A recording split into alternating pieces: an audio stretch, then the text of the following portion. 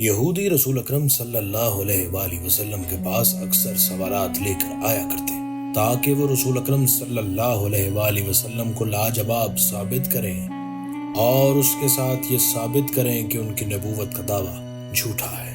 امام جعفر صادق علیہ السلام سے روایت ہے کہ رسول اکرم صلی اللہ علیہ وآلہ وسلم کے پاس یہودی آئے اور انہوں نے سوال کیا، اے محمد صلی اللہ علیہ وآلہ وسلم، ہمارے لیے اپنے پروردگار کا نصب بیان کیجئے۔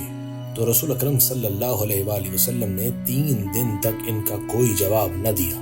پھر سورہ توحید، سورہ اخلاص، قل هو اللہ احد اللہ الصمد لم یلد ولم یولد ولم یکن لہ کفوا احد نازل ہوئی اور رسول اکرم صلی اللہ علیہ وآلہ وسلم نے وہ ان یہودیوں کو پڑھ کر سنا دی۔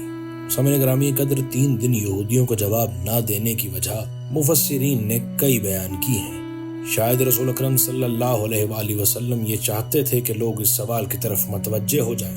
دوسرا سبب یہ بھی ہو سکتا ہے کہ پیغمبر اسلام ایک شافی، جامع، مضبوط اور دقیق جواب کے وحی کے ذریعے منتظر تھے۔ اور تیسرا ایک جواب یہ بھی ہے کہ رسول اکرم صلی اللہ علیہ وآلہ وسلم نطق نہیں کرتے جب تک وحی نہ آ جائے۔ وہ جواب جاننے کے باوجود خداوند متعال کی مرضی کا انتظار کرتے رہے۔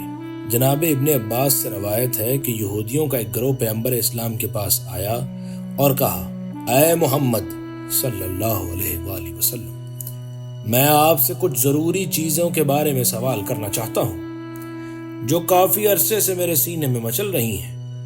اگر آپ نے مجھے ان کا جواب دے دیا تو میں ایمان لے آؤں گا۔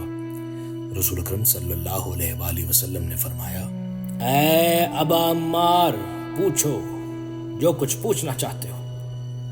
اس نے کہا، اپنے پروردگار کی تعریف اور توصیف بیان کیجئے۔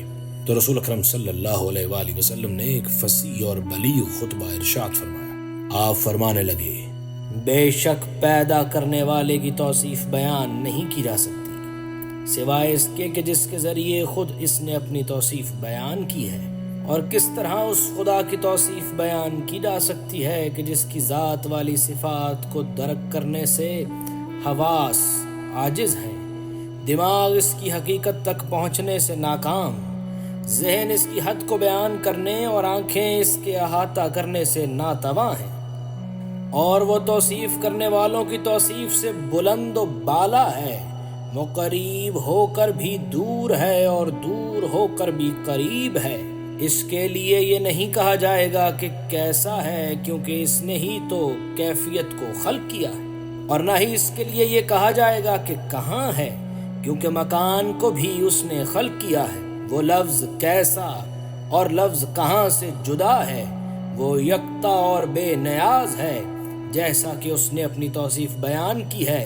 توصیف بیان کرنے والے اس کی توصیف تک نہیں پہنچ سکتے۔ وہ کسی سے پیدا نہیں ہوا اور نہ ہی اس کی کوئی اولاد ہے اور نہ ہی اس کا کوئی کف ہے۔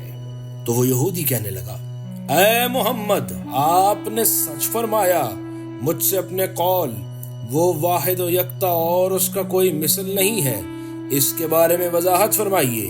کیا خدا انسان کی طرح واحد نہیں ہے؟ پس خدا کی وحدانیت و یکتائی انسان کی وحدانیت و یکتائی کی مثل ہے یا نہیں؟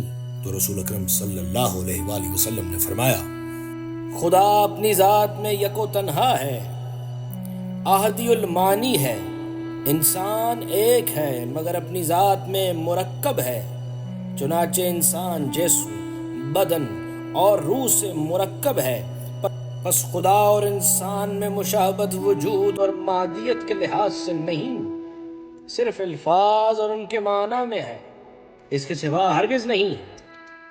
تو وہ یہودی کہنے لگا، صدقتا یا محمد، یا رسول اللہ، آپ نے سچ فرمایا۔